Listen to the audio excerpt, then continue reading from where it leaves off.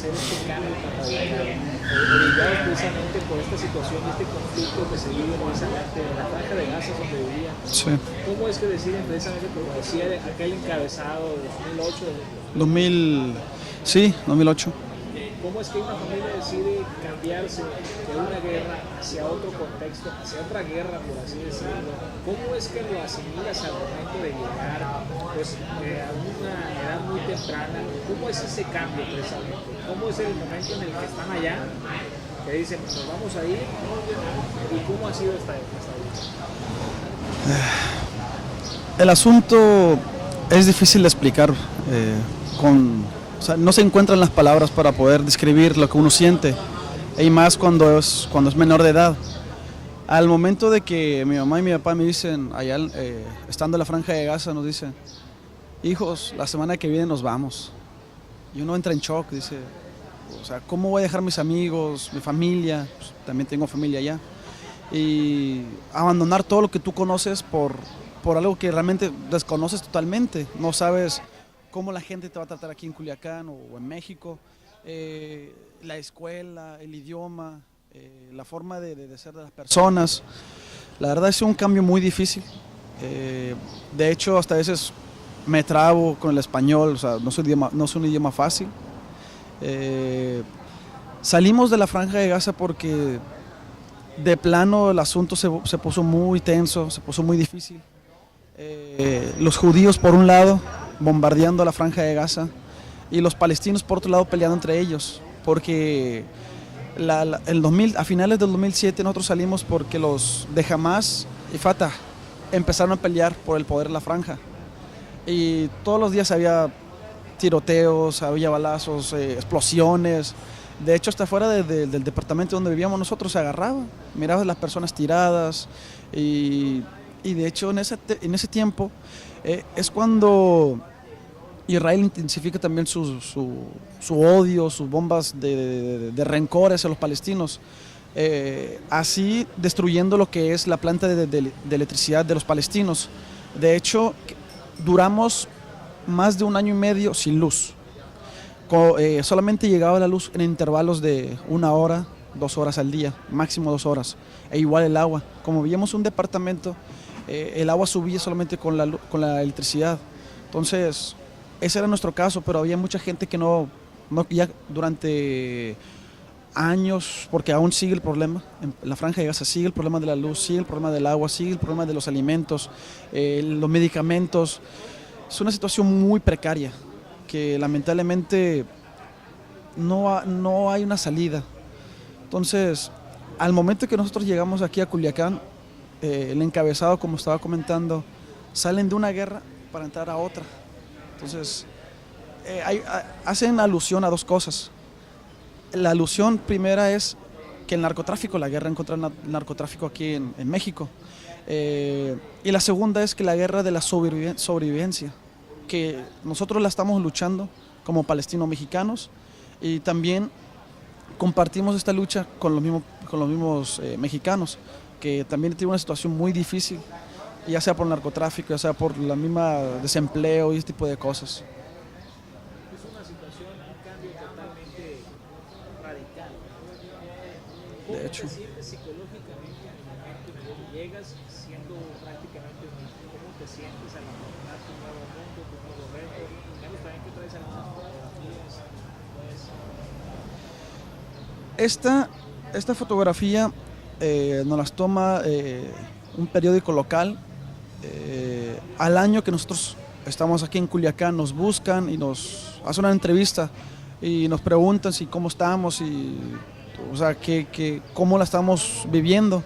Y ahí es donde sale ese encabezado salen de una guerra y entran a otra guerra. Como le estaba comentando, es un cambio difícil, porque primero no conoces el idioma, segundo es otro entorno social. Por ejemplo, allá son musulmanes, aquí son católicos cristianos y otras religiones. Entonces ya ahí también hay un impacto, porque allá todo está relacionado con la religión, aquí no, o mínimamente o algún otro sentido. La familia es un impacto muy difícil, porque igual estas dos imágenes son familiares nuestros. un tío y pues, mis primos allá en la franja. Aún sabiendo que yo sí estoy a salvo, en un cierto sentido aquí, no tengo el miedo, no tengo el temor de que me va a caer una bomba en este momento, pero ellos sí. Hay un miedo latente siempre, siempre, sea de día o de noche. Siempre está el miedo latente que puedes morir. O sea, vives con el sentimiento de que en cualquier instante ahí vas a morir, ahí vas a quedar. Entonces, para mí, para mi familia aquí, sí tenemos el pendiente, sí tenemos ese mismo temor, porque sabemos lo que se siente. Conocemos exactamente lo que ellos sufren todavía. Entonces, uno tampoco, o sea, uno siente la obligación de hacer algo. O sea, también es la impotencia de saber que tus familiares pueden morir en cualquier instante, saber que no tienen ni qué comer, quizás no tienen luz, no tienen agua, y tú a lo mejor aquí te sientes un poquito más cómodo, pero sientes la impotencia. El hecho de estar lejos de un factor geográfico puede desarrollar a las personas de que vives, ya lo viviste, el estar en constante miedo. La vida es una oportunidad.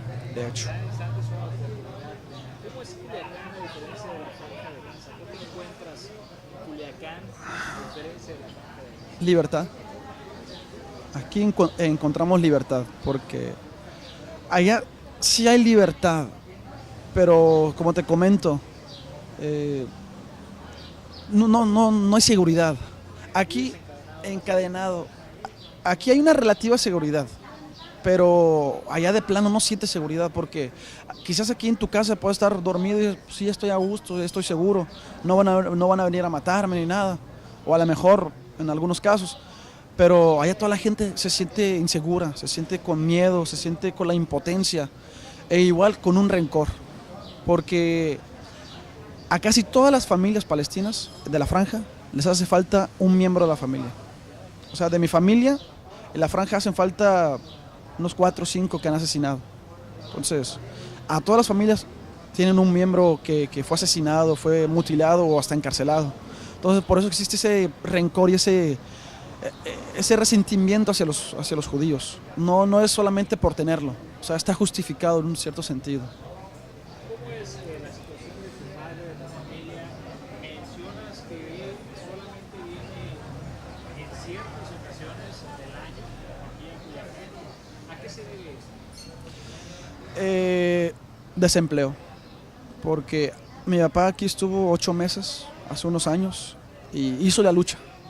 Buscó, fue a buscar si le dan empleo, pero un empleo a lo que él estudió, un empleo a lo que él conoce, porque ya tiene mucha experiencia en compañías estadounidenses y extranjeras que estaban en Palestina, en la franja cuando estábamos, y él trabajó allá en esas empresas. Y aquí buscamos, hasta pensamos en irnos a Guadalajara y ese tipo de cosas, pero no es la misma. De hecho, él donde vive hoy en día, en los Emiratos Árabes Unidos, él encuentra una oportunidad de trabajo donde a él sí le conviene como empresario, en un cierto sentido, porque es un trabajo de mediana clase.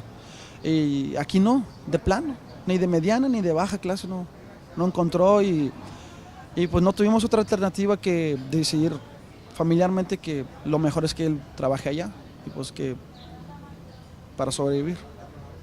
De pronto el temor de que él esté allá, mencionados con familiares, ¿qué les deja a ustedes como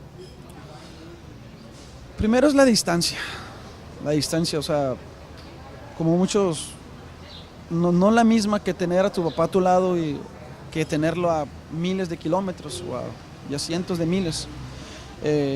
Segundo sería, sí, de hecho la misma zona ahí donde los Emiratos, Palestina, Irak, Siria, el Medio Oriente en sí es una zona muy inestable. Siempre hay conflictos, siempre hay guerras, siempre hay bombardeos. O sea, nunca sabes qué puede pasar en esa zona del mundo. Es muy inestable. mencionabas que van a hacer una marcha en pro precisamente de los palestinos? De hecho, el día de hoy, el embajador palestino ante la ONU dice argumenta que los palestinos no son números, son humanos. Entonces, así me gustaría que encabezáramos el movimiento, es decir, como yo soy palestino mexicano, siento la responsabilidad, siento la obligación de hacer algo, aunque sea simbólico. Entonces, pensándole y analizando la situación, hacer una marcha que la estamos convocando, o que la estoy en un cierto sentido convocando para el 29 de julio, el martes 29 de julio a las 4 de la tarde en la Lomita. Partiremos de la Lomita hacia Catedral, de una forma simbólica y demostrando que también Culiacán tiene el sentido humano y además somos parte de la comunidad internacional. Entonces hay que demostrarlo y demostrar que sí tenemos conciencia social y humana.